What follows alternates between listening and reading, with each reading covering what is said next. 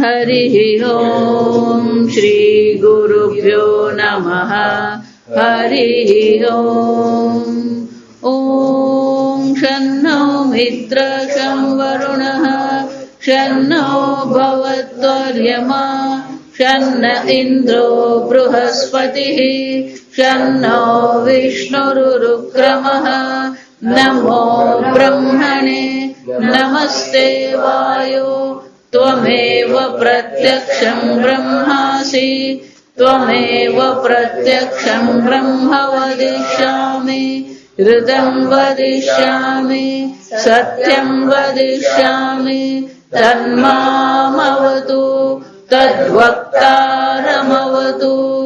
अवतु माम् अवतु वक्तारम् ॐ शान्ति शान्ति शान्तिः ॐ भद्रं कर्णेभिः शृणुयाम देवाः भद्रं पश्येमाक्षभिर्यजत्राः स्थिरैरङ्गैः स्तुष्टुवागुंसस्तनूभिः वृषेम देवहितं यदायुः स्वस्ति न इन्द्रो वृद्धश्रवाः स्वस्ति न पूषा विश्ववेदाः स्वस्ति न सार्क्ष्यो अरिष्टनेमिः स्वस्ति नो बृहस्पतिर्दधातु ॐ शान्ति शान्ति शान्तिः ॐ सहना भवतु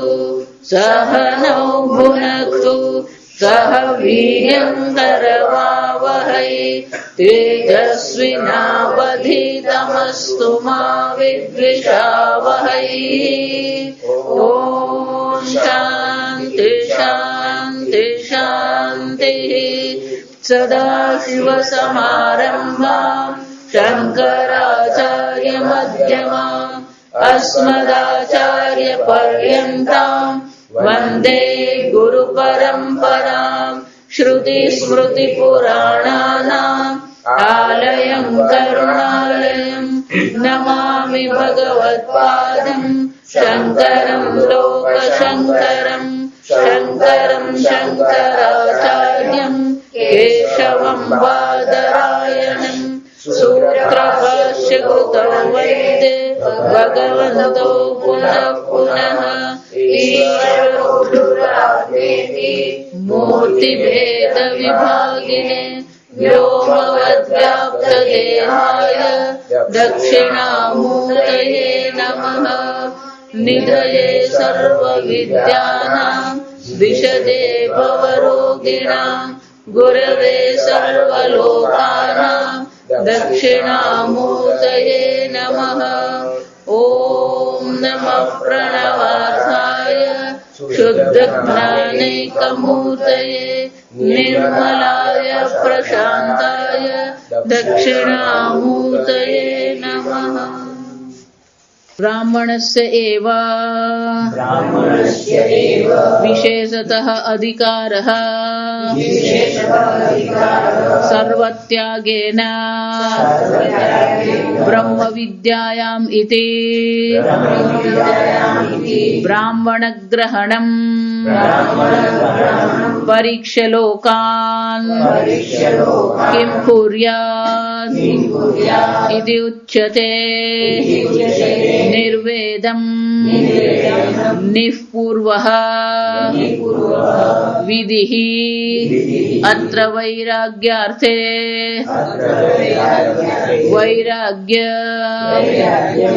वैराग्यम् आयात् कुर्यात् इति एतत्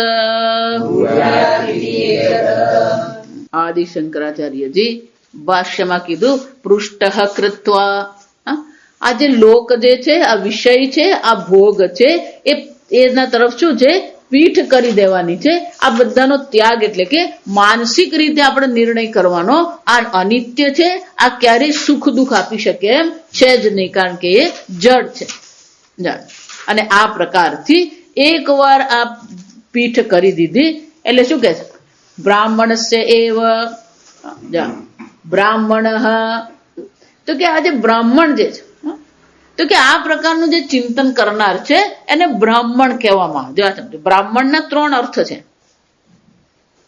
બ્રાહ્મણ શબ્દ જે છે એને શું છે? 3 અર્થ થાય. એક તો જાતિ બ્રાહ્મણ છે, જન્મથી શું છે? બ્રાહ્મણ ને ત્યાં જન્મ્યો હોય ને શું કહેવાય? બ્રાહ્મણ. બીજો અર્થ થાય જે સત્વ પ્રધાન છે. જો ગીતામાં ભગવાન કહે છે ચાતુર્વર્ણ્યમ મયા સૃષ્ટમ ગુણ કર્મ વિભાગશઃ. અર્જુન, આ ગુણ અને કર્મને આધારે ગુણ કર્મ વિભાગશઃ, ગુણ અને કર્મને આધારે આ જે લોકો જે છે એને શું કર્યા છે? 4 વર્ણ મેં ઉત્પન્ન કર્યા. અને એ વર્ણ જયારે આપણે એમ કહીએ તો એ જાતિ ભલે આપણે કહીએ પણ ખરેખર જે વર્ણનો વિભાગ છે કોને આધારે છે? ગુણ કર્મ. તો ગુણને આધારે છે. તો ગુણ બ્રાહ્મણ એને કહેવામાં આવે. પેલો જાતિ બ્રાહ્મણ છે, આ કોણ છે? ગુણ બ્રાહ્મણ છે. ગુણ બ્રાહ્મણ એટલે કોણ છે? જે સાત્વિક પ્રધાન, સાત્વિક છે, જે સત્વ પ્રધાન છે એને શું કહેવામાં આવે? બ્રાહ્મણ કહેવામાં આવે. એટલે જ્યારે પણ આપણે શાસ્ત્રમાં બ્રાહ્મણ શબ્દ સાંભળીએ તો જાતિ બ્રાહ્મણ લેવાનું નથી, પણ શું લેવાનું છે? ગુણ બ્રાહ્મણ લેવાનું. ચાર ગુણ, 3 ગુણ જે છે સત્વ, રજ અને તમ. સત્વ પ્રધાન જે છે તો એ સત્વ પ્રધાનને બ્રાહ્મણ કહેવામાં આવે. તમ પ્રધાન જે છે એને શુદ્ર કહેવામાં આવે. 3 બ્રાહ્મણ જે 3 ગુણ જે છે એ ગુણનો આપણે જે મિશ્રણ કરીએ એ 6 પ્રકારે મિશ્રણ થાય. જો સમજો, 3 ગુણ જે છે એનું સંમિશ્રણ આપણે કરીએ તો 6 પ્રકારે સંમિશ્રણ થઈ શકે. પહેલા સત્વ છે, પછી રજ છે અને પછી તમ છે. પછી પહેલા સત્વ છે, પછી બીજા સ્થાને તમ છે અને ત્રીજા સ્થાને રજ છે. જો સમજો, પહેલા 6 સમજી લેવાના. સત્વ પ્રધાન છે, પછી રજ છે અને તમ છે. એ જ રીતે સત્વ પ્રધાન છે, તમ છે અને રજ છે. એ જ રીતે રજ પ્રધાન છે, પછી બીજા સ્થાને સત્વ છે અને ત્રીજા સ્થાને તમ છે. એ જ રીતે રજો પ્રધાન છે, બીજા સ્થાને તમ છે, ત્રીજા સ્થાને રજ છે. એમ સ્વામીજી બહુ સરસ કે સત્વ એટલે એસ છે, સમજો. રજસ એટલે આર અને તમસ એટલે ટી. સમજો. એટલે સ્વામીજી શું કે પેલું SRT, પણ બીજું કયું છે? ST R. ત્રીજું કયું છે? RST. પણ ચોથું કયું છે? RTS. રજસ છે, પછી રજ પ્રધાન, પછી શું છે? તમહ છે. તો ચોથા સ્થાને કોણ છે? સત્વ છે. અને ત્રીજા સ્થાને સત્વ છે. પછી તમ પ્રધાન છે, પછી બીજા સ્થાને રજ છે, ત્રીજા સ્થાને સત્વ છે. પણ એ પાછું છઠ્ઠું કોમ્બિનેશન કયું થાય? સંમિશ્રણ શું થશે? તમહ છે, પછી સત્વ છે અને રજ છે. એટલે 6 થાય. ગણિતની દ્રષ્ટિ વિચારે તો 3 હોય એના સંમિશ્રણ કરીએ તો 6 થાય. સત્વ પ્રધાન છે અને સત્વ પછી રજ છે અને પછી તમ છે. સત્વ પ્રધાન કોને કહેવાય? જે સુખ અને જ્ઞાનની પ્રધાનતા હોય. રજ એટલે જ્યાં પ્રવૃત્તિ છે, મહત્વાકાંક્ષા છે, વિક્ષેપ છે. તમહ એટલે શું છે? આળસ છે, નિદ્રા છે, પ્રમાદ છે. બરાબર. તો સત્વનું જયારે પ્રધાન હોય, જ્યાં જ્ઞાન અને સુખનું જ્યાં પ્રાધાન્ય હોય ત્યાં બીજા સ્થાને રજ શક્ય છે પણ તમહ શક્ય છે ખરું? વિચાર. એટલે બીજું જે સંમિશ્રણ આપણે જોયું ને, સત્વ, તમ અને રજ છે, શું છે? ભલે ગણિતની દ્રષ્ટિ આપણે શક્ય બનાવીએ છીએ પણ વાસ્તવિકતાની દ્રષ્ટિ વિચારે તો શું થાય? આ પેલું બીજું જે સંમિશ્રણ છે એ નકામું થઈ ગયું. એટલે સત્વ, તમ અને રજ શું થઈ ગયું? ઉડી ગયું. રજ પ્રધાન છે તો એની પાછળ સત્વ પ્રધાન હોય અને પછી તમહ હોય, એ ક્ષત્રિય છે. રજ પ્રધાન છે પછી એની સાથે તમહ આવી શકે. સમજો. અને પછી છેલ્લું સત્વ હોય ને વૈશ્ય કહીએ આપણે. પછી તમહ એમ જયારે કહેવામાં આવ્યું તો તમહની પછી તરત સત્વ આવી શકે? ના આવે. એટલે એ સંમિશ્રણ પણ શું થઈ ગયું? નીકળી ગયું. એટલે તમહ, રજ અને સત્વ આ શક્ય બને પણ તમહ, સત્વ, રજ નહીં બને. એટલે તમહ પ્રધાનતા હોય તો રજ આવે પાછળ અને પછી છેલ્લું સત્વ આવે શુદ્ર જ આવી જાય. એટલે ભલે 6 શક્ય છે પણ બને કેટલા? 4 જ. એમાં જે સત્વ પ્રધાન છે એને શું કહેવામાં આવે? બ્રાહ્મણ. શંકરાચાર્યજી ત્યાં બહુ સરસ કહે છે, સત્વ પ્રધાન બ્રાહ્મણ, રજ પ્રધાન, અને એની સાથે શું છે? સત્વ ઉપસર્જન. તો એ શું કહેવાય? ક્ષત્રિય. જો આને શું કહેવાય? આ ગુણ વર્ણ છે. એટલે એક જાતિ બ્રાહ્મણ છે, પેલો બીજો કોણ છે? ગુણ બ્રાહ્મણ છે. શાસ્ત્રમાં ઉપનિષદમાં જ્યારે પણ બ્રહ્મ શબ્દ આવે તો એ બ્રહ્મ શબ્દનો જાતિ બ્રહ્મ કરવાનો નથી, પણ શું છે? ગુણ બ્રહ્મ. જો વિચાર, નરસિંહ મહેતા આપણે એમ કહીએ તો નરસિંહ મહેતા જાતિની દ્રષ્ટિ વિચારે તો કોણ હતા? નાગર હતા. પણ ગુણની દ્રષ્ટિ વિચારે તો કોણ હતા? બ્રાહ્મણ હતા. મીરાબાઈ એમ કહીએ તો મીરાબાઈ ગુણની દ્રષ્ટિએ કોણ હતા? ક્ષત્રિય હતા. ગુણની જાતિની દ્રષ્ટિએ ક્ષત્રિય હતા, ગુણની દ્રષ્ટિએ કોણ હતા? બ્રાહ્મણ હતા. જો સમજો, તુકારામ કહીએ, જ્ઞાનેશ્વર કહીએ, આ બધા જો સમજવા, જો બધા સુરદાસ આપણે કહીએ કે કબીર કહીએ કે પછી અનેક આ બધા મહાત્માઓ થઈ ગયા. આ સમજો, શાસ્ત્ર, અધ્યાત્મ શાસ્ત્ર જયારે આવે, કર્મકાંડમાં બધું જરૂરી છે, પણ અધ્યાત્મ શાસ્ત્ર આવે ત્યારે આપણે કયું પકડવું પડે? ગુણ બ્રાહ્મણ. આમ બ્રાહ્મણના 3 અર્થ છે, એક જાતિ બ્રાહ્મણ, એક ગુણ બ્રાહ્મણ. અને વ્યાકરણની દ્રષ્ટિએ વિચાર શું છે? બ્રહ્મણી રમતે ઇતિ બ્રાહ્મણ. જે બ્રહ્મમાં રમણ કરનાર છે એને બ્રાહ્મણ કહેવાય. એટલે કે જે જિજ્ઞાસુ છે, જેને આ બ્રહ્મ જ્ઞાન પ્રાપ્ત કરવું છે, એ જિજ્ઞાસુ જે છે એ જિજ્ઞાસુને પણ શું કહેવાય? બ્રાહ્મણ. પણ એ જિજ્ઞાસુ બની ગયો, પણ એને હજી ગુણ મેળવવાના બાકી છે, તો પછી શું કરવું પડે? એને સાધના કરવી પડે અને બ્રાહ્મણ ગુણ કેળવવા પડે. સમજો, વર્ણની જયારે ચર્ચા કરીએ ત્યારે વર્ણમાં 3 પ્રકારથી છે: જાતિ બ્રાહ્મણ, ગુણ બ્રાહ્મણ ને કર્મ બ્રાહ્મણ. એ કયું કર્મ કરે છે? બ્રાહ્મણ કર્મ કરે છે. આ ક્ષત્રિય કર્મ કરે છે. જો ગીતામાં 18મા અધ્યાયમાં ભગવાન આ ચર્ચા કરે છે કે બ્રાહ્મણના કર્મ કોને કે? જો બ્રાહ્મણના કર્મ જો તો સાધના જ છે. શમઃ, દમઃ, યજ્ઞ. ક્ષત્રિય એટલે શું છે? જે રક્ષા કરે છે, શૌર્ય, તેજ. આ વૈશ્ય કોણ છે? કૃષિ, ગોરક્ષક. શુદ્ર કોણ છે? સેવક કરનાર છે, દાસ જે છે. તો કર્મથી પણ બ્રાહ્મણ હોય, ગુણથી બ્રાહ્મણ હોય, જાતિથી બ્રાહ્મણ. આ વર્ણની ચર્ચા કરી ત્યારે આ રીતે 3 થાય. પણ જયારે અધ્યાત્મ શાસ્ત્રમાં જયારે આ રીતે આવે, બ્રાહ્મણ પરીક્ષ લોકાન કર્મચિતાન બ્રાહ્મણ. ચોથો શબ્દ કયો છે મંત્રનો? બ્રાહ્મણ.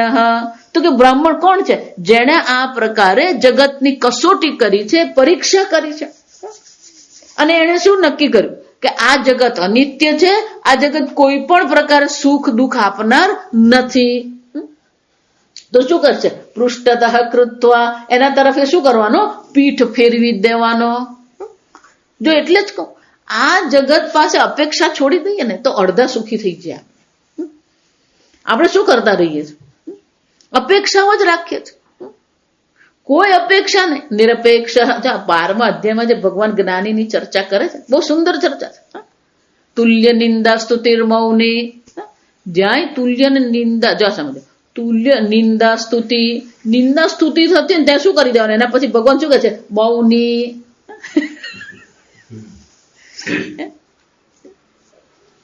શુભ અશુભ, ભગવાન ત્યાં બધી ચર્ચા કરે છે કે આ જગતમાં બધું ચાલતું છે. દ્વંદ્વ, ત્યાં બધા દ્વંદ્વ બતાવે ભગવાને. ત્યાં આ પ્રકારના દ્વંદ્વ આપણા જીવનમાં છે. આ બધા દ્વંદ્વ પ્રત્યે શું કરીએ? સાધક તરીકે પણ સમક્ષ જો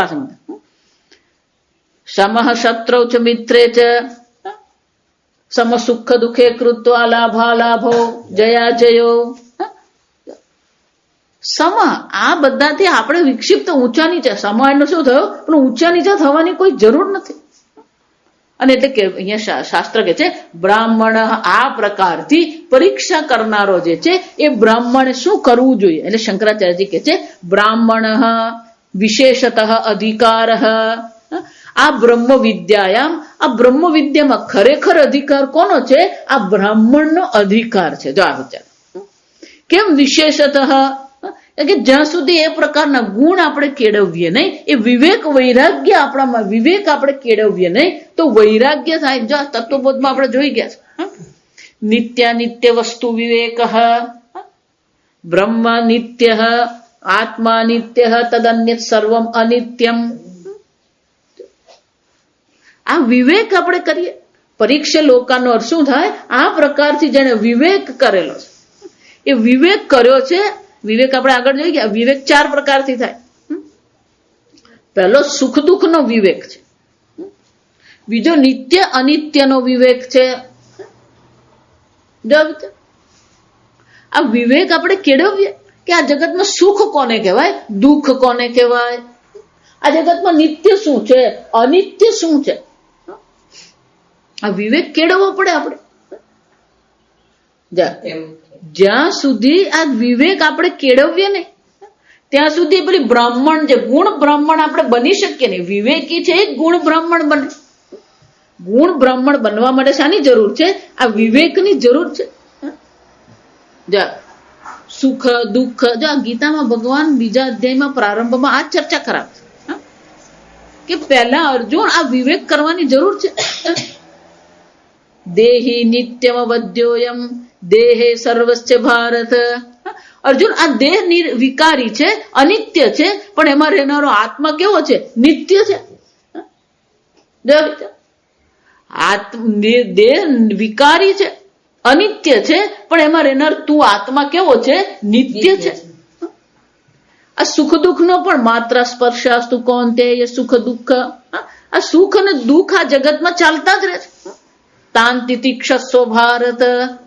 આ બધાને આપણે શું કરી લેવાનું છે? સહન કરી લે. અને ત્યાં તો ભગવાન સ્પષ્ટ જ કે છે યમ હિન વ્યથયન્તે તે. આ જે દ્વંદ્વ જે છે એ આ દ્વંદ્વ જેને વ્યથિત નથી કરતા સો અમૃતત્વાય કલ્પતે, એને જ આ અમૃતત્વની પ્રાપ્તિ થઈ શકે છે. આમ આ સુખ દુઃખ નો આપણે વિવેક કરીએ, એમાં સમહ બની જઈએ. નિત્ય અનિત્યનો વિવેક કરીએ. અનિત્યનો વિવેક કર્યા પછી ત્યાં શું કરવાનું? જે અનિત્ય છે એનો ત્યાગ કરી દઈએ, નિત્યને આપણે શું કરીએ? પકડીએ.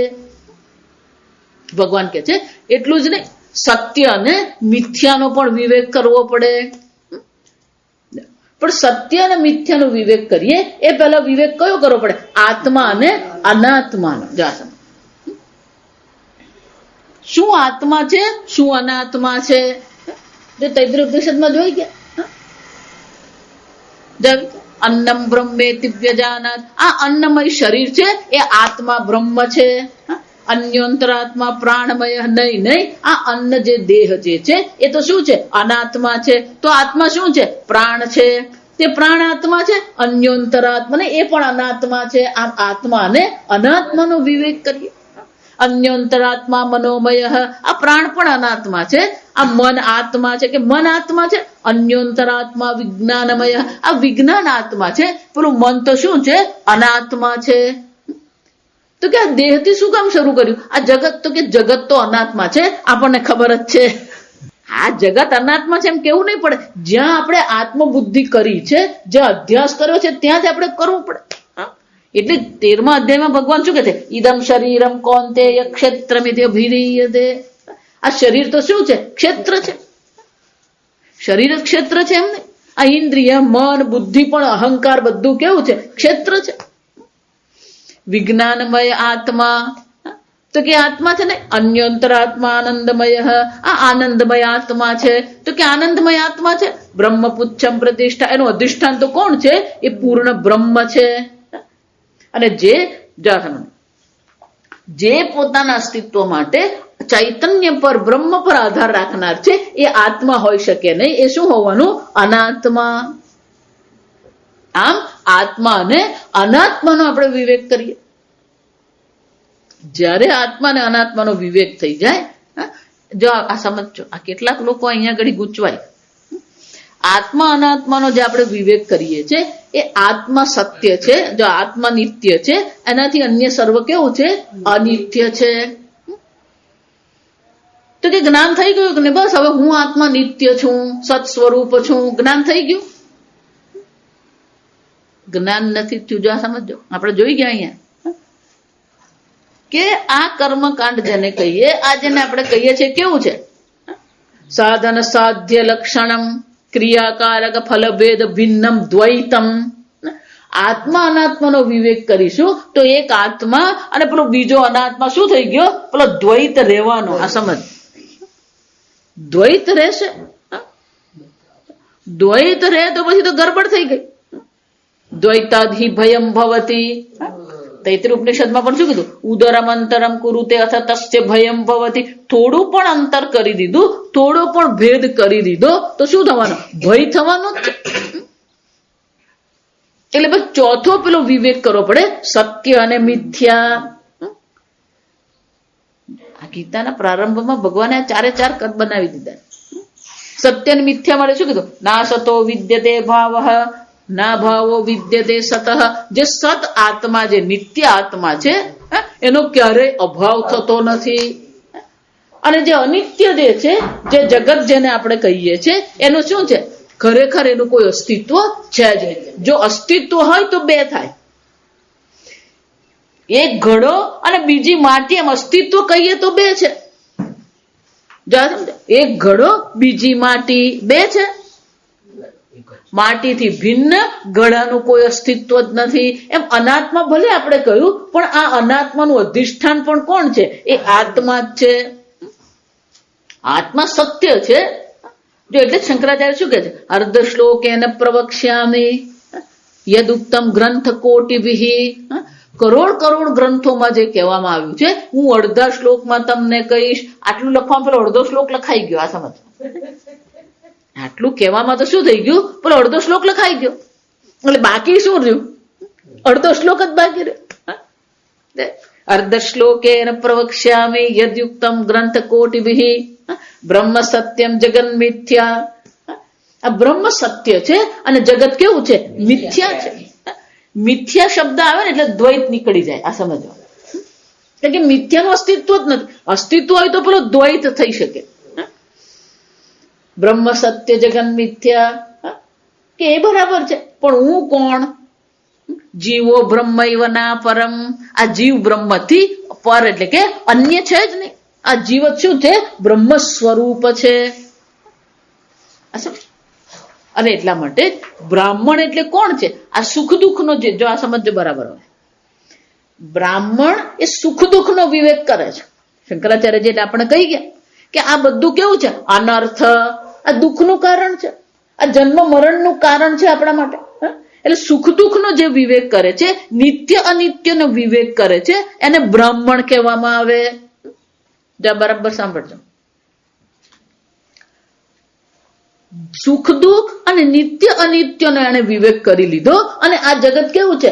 અસાર છે, કદલી ગર્ભવત. એમાં કોઈ સાર નથી, અનિત્ય છે. ગંધર્વ દ્રષ્ટાંત બધા જોઈ ગયા. ગંધર્વ નગરી સમાન છે. આ પ્રકારથી એને વિવેક કરી લીધો. અને વિવેક કર્યો પછી શું કરવાનું? જો સમજો, વિશેષતઃ અધિકાર સર્વત્યાગેન બ્રહ્મ વિદ્યાયમિતિ બ્રાહ્મણ ગ્રહણમ. આ પ્રકારથી શંકરાચાર્યજી કહે છે, જે વિવેકી છે, જેનામાં આ સદગુણ છે, એને જ બ્રાહ્મણ કહેવામાં આવે. અને એ બ્રાહ્મણનો શું છે? વિશેષતઃ અધિકાર બ્રહ્મ વિદ્યાયામ.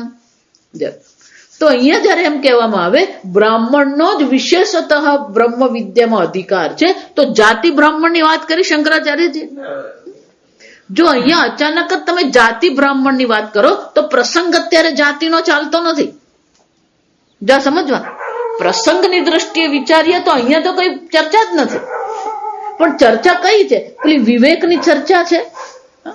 એટલે જે વિવેકી છે એને શું કહેવામાં આવે? આ બ્રાહ્મણ છે. અને શંકરાચાર્યજી કહે છે એ બ્રાહ્મણનો અધિકાર ખરો, પણ એ બ્રાહ્મણનો અધિકાર ક્યારે છે? સર્વત્યાગેના. પૃષ્ઠતઃ કૃત્વા સર્વત્યાગેન, આ બધા પ્રત્યે આપણે શું કરી દેવાનું? આપણું મોઢું ફેરવી જ લેવાનું છે. પૃષ્ઠતઃ કૃત્વા સર્વત્યાગેન. સર્વત્યાગ શબ્દ મજાનો છે. ભૌતિક રીતે ત્યાગ કરી દેવાનો. ભૌતિક રીતે ત્યાગની અહીંયા ચર્ચા નથી. આ સમજ. પેલો રામાયણમાં કથા આવે, સતીની કથા છે કે સતીએ જોયું બધા ક્યાં જઈ રહ્યા છે, હિમાલય પર જઈ રહ્યા છે. પછી ખબર પડી કે દક્ષ પિતાએ શું કર્યું છે, યજ્ઞ રાખ્યો છે. એટલે સતીને પણ મન થઈ ગયું, હું પણ શું કરું, જઈ આવું. પણ શંકર ભગવાનને આમંત્રણ નતું. એટલે શંકર ભગવાન કહે છે કે સતી ભલે તારા પિતા છે, પણ હવે તું મારી પત્ની છે અને આપણને આમંત્રણ આપ્યું નથી અને વિના આમંત્રણ જવું યોગ્ય નથી. સતી કે પણ એ તો મારા માતા પિતાનું ઘર છે, માતા પિતાના ઘરમાં મને કોઈ પ્રકારે આમંત્રણની આવશ્યકતા નથી, મારે જવું છે.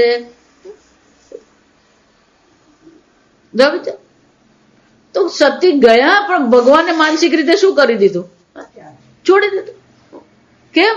જીદ કરીને ગયા. એવો જ પ્રસંગ પેલો વનવાસ, રામના વનવાસ વખતે થયો. રામનો વનવાસ થયો, આ કથા ત્યાં જ છે, જો રામાયણ.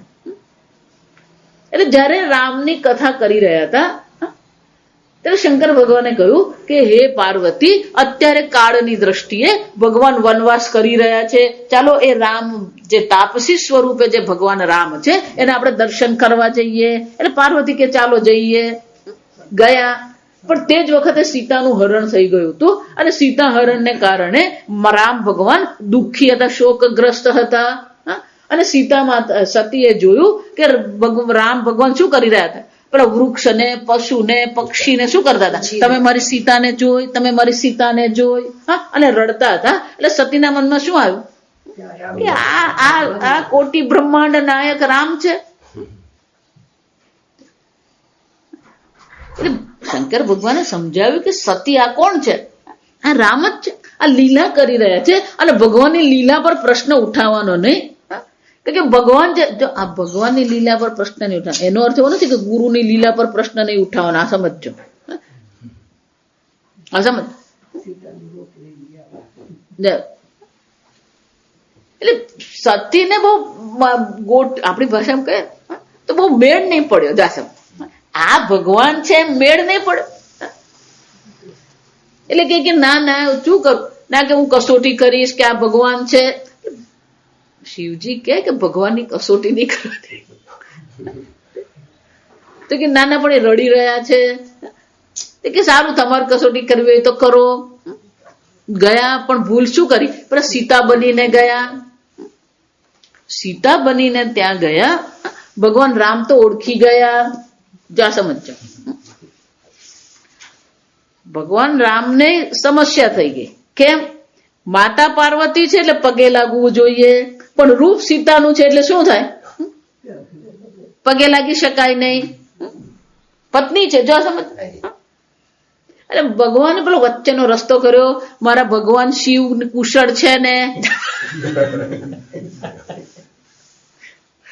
અને ધર્મ સંકટ કહેવાય જાય. પગે લાગી શકાય ને, કારણ કે રૂપ સીતાનું છે અને માં પાર્વતી છે, પગે તો લાગવું જ જોઈએ.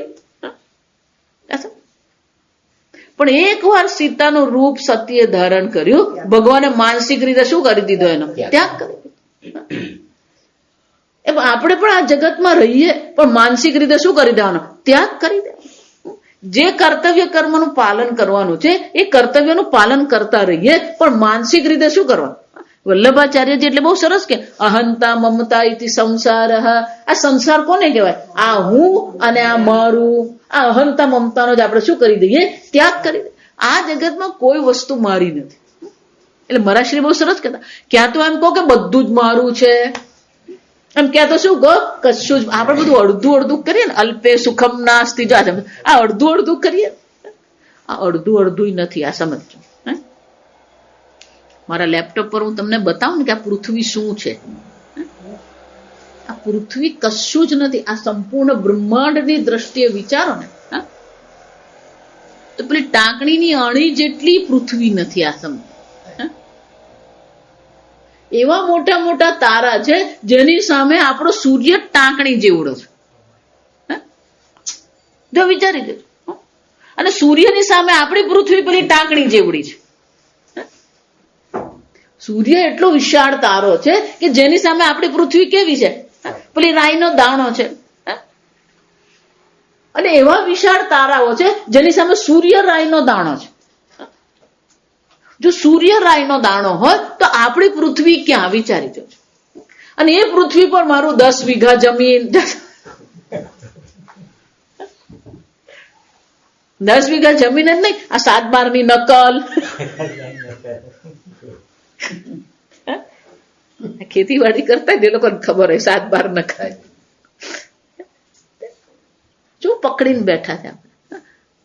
અલ્પ છે. અનંતની દ્રષ્ટિ વિચારીએ.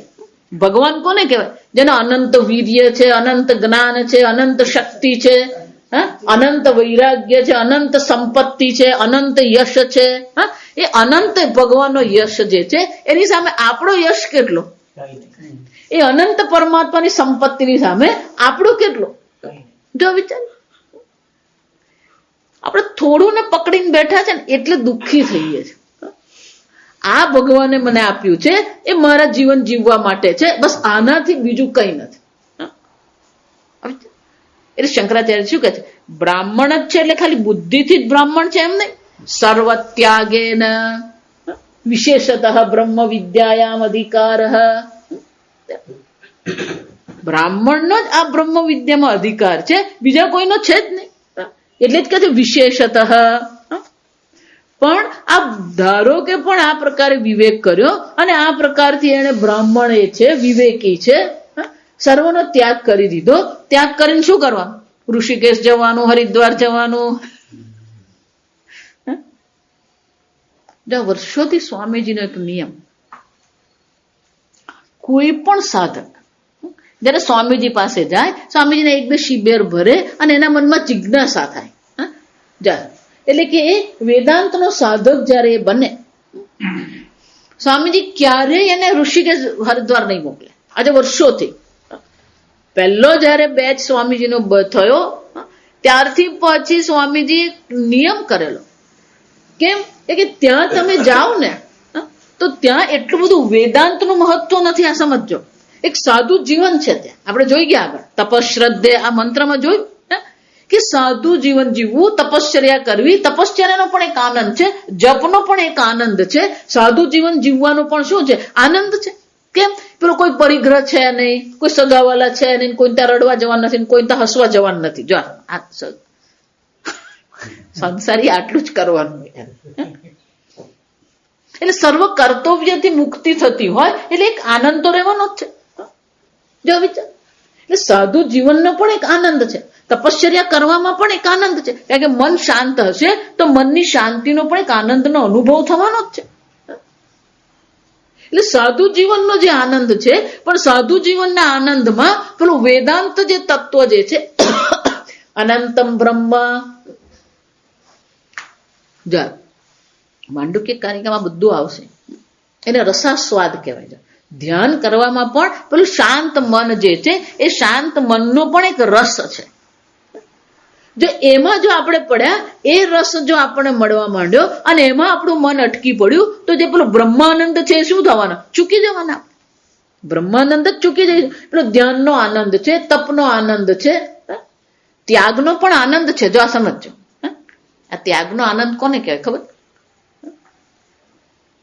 દિવાળી આવે ને એટલે ઘર સફાઈ ચાલુ થાય અને આપણે ભલે સફાઈ કરવા નહીં માંગતા હોય, પેલો ભંગાર વાળો આવીને શું કે, લાવો લાવો બેન કોથળા, લાવો લાવો બેન આ પુસ્તકો, જાઓ. અને જે દિવસે ઘરમાંથી આ બધી પસ્તી ને આ બધો ભંગાર આપણે આપી દઈએ ને પછી શું થાય? આજે તો બહુ શાંતિ થઈ. અને શું કે ત્યાગનો આનંદ. આવા અનેક પ્રકારના આનંદ છે. આ સમજો, ક્યારેક પંચદશી ભણીશું ને ત્યારે આવશે. એમાં વિષયનો પણ આનંદ છે, યોગનો પણ આનંદ છે, વિદ્યાનો પણ આનંદ છે, આ બધા આનંદ છે. પણ એકાદ આનંદમાં જો આપણું મન અટકી પડ્યું તો પેલું બ્રહ્માનંદ સુધી આપણે પહોંચી શકીએ ને. અને એટલા માટે સ્વામીજી ક્યારેય જે નવા સાધકો હોય, જેને હજી વેદાંત શરૂ જ કર્યું છે, હજી વેદાંત શ્રવણમાં એની નિષ્ઠા થઈ નથી, તો એને ક્યારેય શું છે, ઋષિકેશ, હરિદ્વાર, કાશી સ્વામીજી મોકલતા જ નહીં.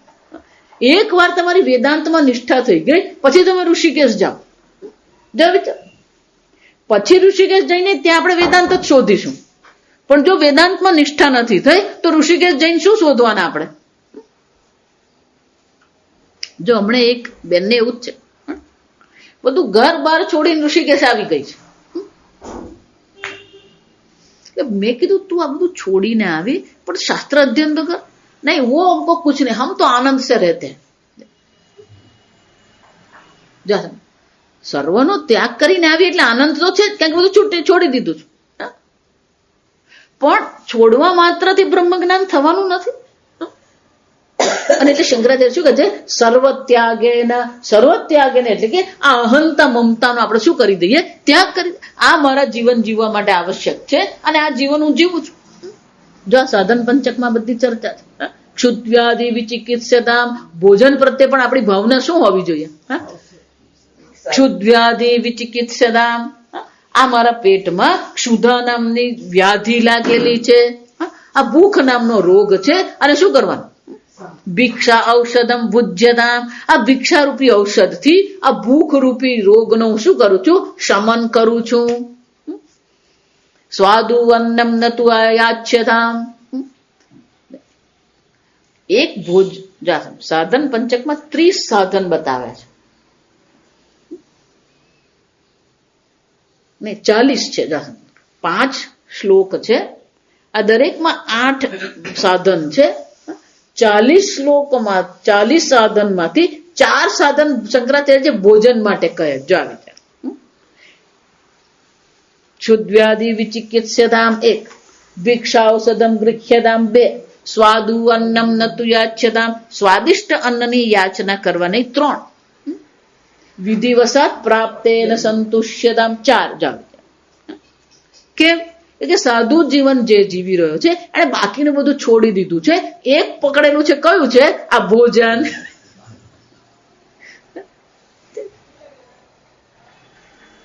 આ સમજ,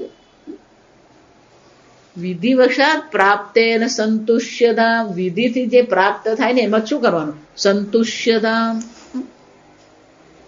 અઘરું છે આ, સમજો. એટલે કોણ મારી સાથે રહેવા આવવાનું 10 દિવસ, એટલે બધી ખબર.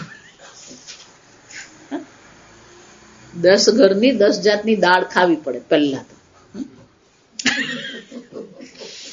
આપણને તો આપણી તપેલી, જો આ સમજો, આપણને તો આપણી જ તપેલી ને આપણા જ મસાલાના ડબ્બા, જો એના વગર આપણી દાળ બને નહીં.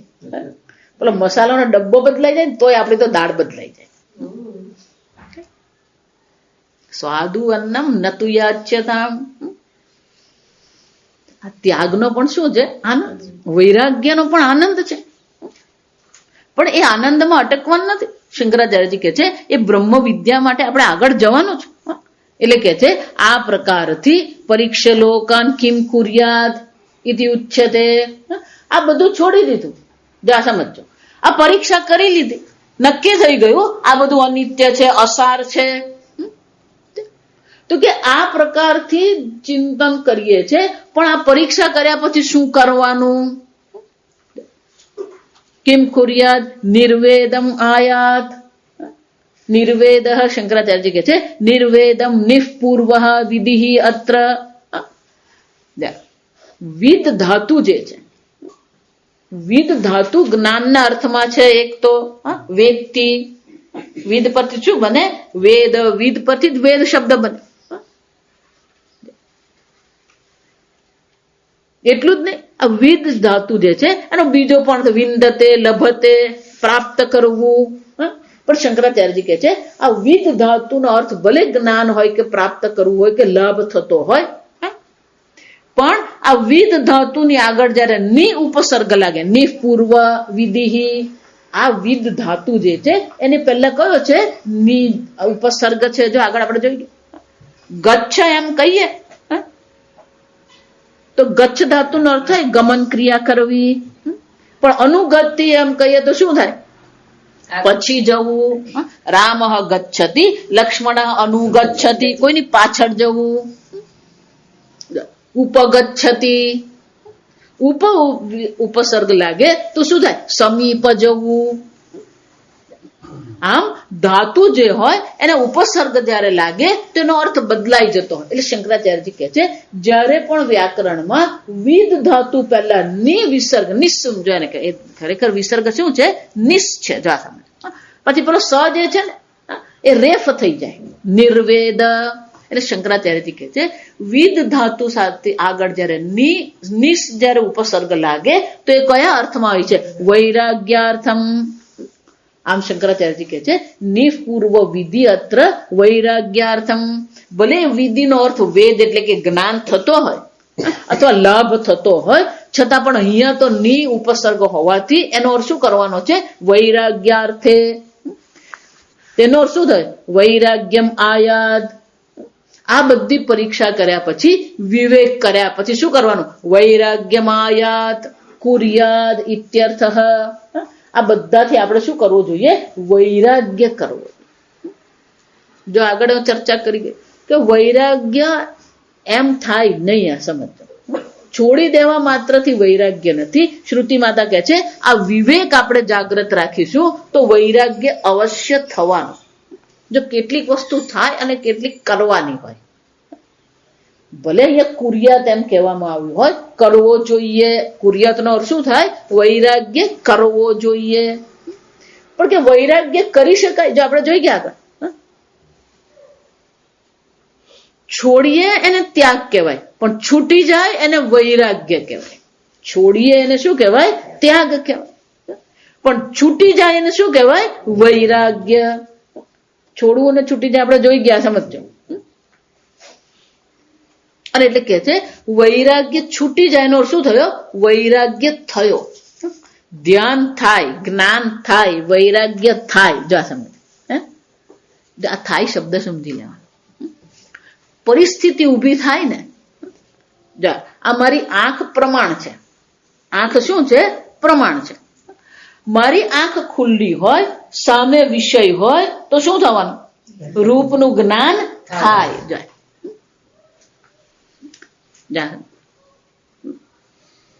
એ જ રીતે જો મારો પ્રિય વિષય હશે તો ધ્યાન થાય.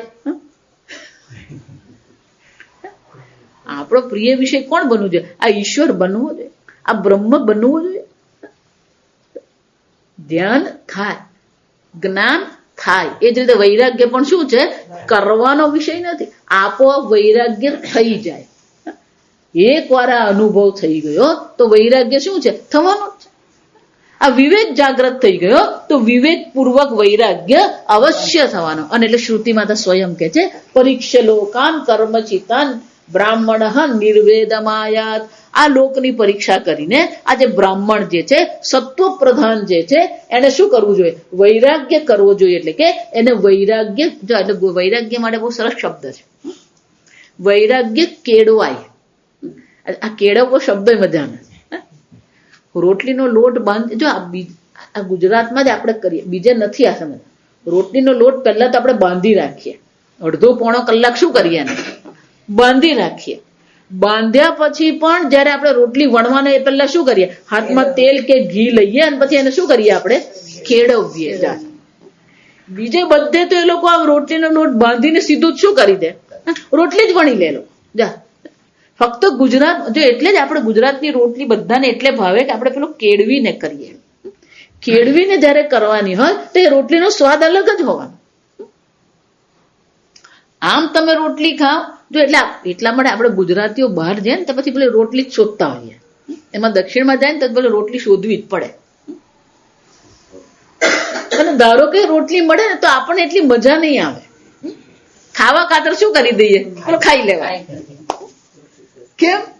એટલે પેલો ઘરે પહેલો આવે ને એટલે તું તો દાળ ભાત રોટલી બનાવતો જા. દક્ષિણ થી આવે એટલે પહેલી ડિમાન્ડ કઈ હોય? ભાઈ તું દાળ ભાત, કારણ કે પેલું સાંભાર ખાઈ ખાઈને આપણે કંટાળે. જો આ સાંભારમાં એવું જ છે. એ લોકો દાળ બાફી નાખે ને પેલું શાક બાફેલું હોય અને પછી શું કરે? છેલ્લે પેલો વઘાર કરીને બંધ કરી દે. જયારે આપણે વઘાર કરીને દાળને શું કરીએ? ઉકાળીએ. આમ પેલો લોટ, રોટલીનો લોટને શું કરવામાં? કેળવવામાં આવે. એમ વૈરાગ્ય પણ શું કરવાની જરૂર છે? કેળવ. ગુજરાતી ભાષા બહુ સુંદર છે, આ સમજો. વૈરાગ્ય કેળવવો પડે. કઈ રીતે? વિવેકપૂર્વક વૈરાગ્ય કેળવીએ આપણે.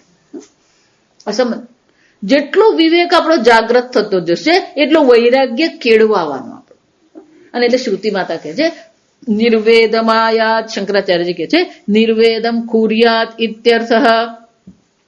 આ પ્રકારથી વૈરાગ્ય. પણ કે કઈ રીતે વૈરાગ્ય? એટલે શંકરાચાર્યજી કહે છે, આપણે વાંચવાનું બાકી છે, વાંચીએ. 43માં પાના. સહ વૈરાગ્ય પ્રકાર પ્રદર્શ્યતે ઇહ સંસારે નાસ્તિ કશ્ચિત અપિ અકૃતઃ પદાર્થઃ સર્વઃ એવ હિ લોકાઃ કર્મચિતાઃ કર્મકૃતત્વાत् ચ અનિત્યાઃ ન નિત્યં કિંચિદ इति अभिप्रायः सर्वं तु कर्म अनित्यस्य एव साधनम्. શંકરાચાર્ય કહે છે વૈરાગ્યમ નિર્વેદમ આયાત, કે વૈરાગ્ય કેળવવો જોઈએ. શંકરાચાર્ય કહે છે કયા પ્રકારનો વૈરાગ્ય? જો સમજ, વૈરાગ્ય અનેક પ્રકારનો હોય. શંકરાચાર્યજી શું કહે છે? કયા પ્રકારનો? એટલે કે છે સહ વૈરાગ્ય પ્રકાર પ્રદર્શ્યતે. શ્રુતિ માતા આવે એ કેવા પ્રકારનો વૈરાગ્ય હોવો જોઈએ. શાસ્ત્રમાં અનેક પ્રકારના વૈરાગ્ય બતાવે. એક વૈરાગ્ય સ્મશાન વૈરાગ્ય આપણે જોઈ ગયા. સ્મશાન વૈરાગ્ય એટલે શું? કોઈકના શરીરને પેલો પ્રિય મિત્ર છે, પ્રિય મિત્રના શરીરને પેલું બળતું જોઈએ એટલે મનમાં શું થઈ જાય? આ મારું શરીર આવું જ છે. એટલે પેલી પત્ની ઘરે ચા અને કપડા તૈયાર જ રાખે. પેલો જાય એટલે શું કે પાણી મૂક્યું છે, ગરમ પાણી. સ્મશાનમાં જઈએ અને આપણા મનમાં વૈરાગ્ય કેળવાય. પણ એ વૈરાગ્ય કેવો છે? અનિત્ય વૈરાગ્ય. સ્મશાન વૈરાગ્ય ને કે એ જ રીતે પેલો રોગ થયો હોય ને,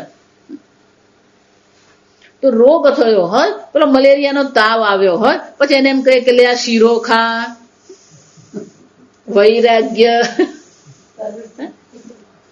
વ્યાધિગ્રસ્ત કહેવાય ને, શું કહેવાય?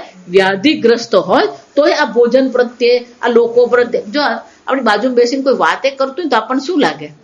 ભાઈ તું જા તો અહીંયાથી આવ. વાત કરવાનું નહીં ગમે. ટીવી પણ ધારો કે જોવા મૂકે, શું લાગે? તું બંધ કરતો ભાઈ હવે. એટલે બધાથી શું થઈ જાય? પેલો વૈરાગ્ય થઈ જાય. પણ ક્યાં સુધી?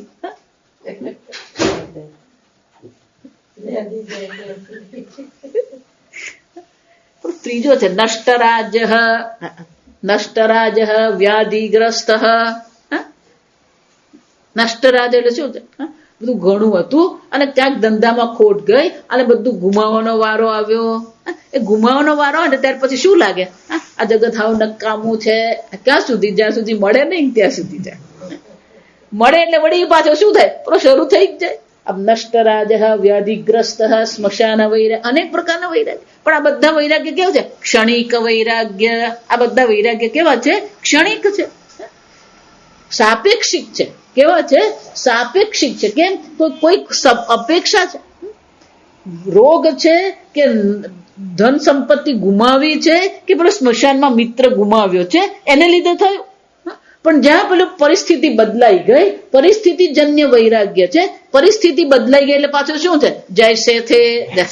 એટલે શંકરાચાર્યજી કહે છે આ એવા પ્રકારનો વૈરાગ્ય છે. એટલે કે નહીં વૈરાગ્ય પ્રકાર ઉચ્યતે.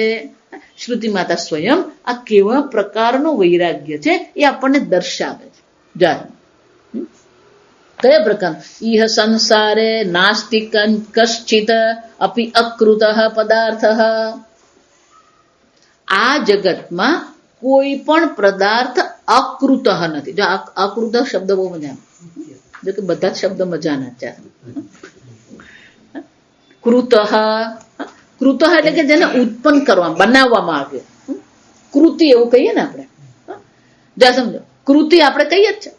કૃતિ એટલે જેને બનાવવામાં આવ્યું હોય, જેને બનાવ્યું હોય, ઉત્પન્ન કર્યું હોય, જેની રચના કરી હોય. શ્રુતિ માતા કહે છે નાસ્તિ અકૃત ઇહ સંસારે નાસ્તિ અકૃત.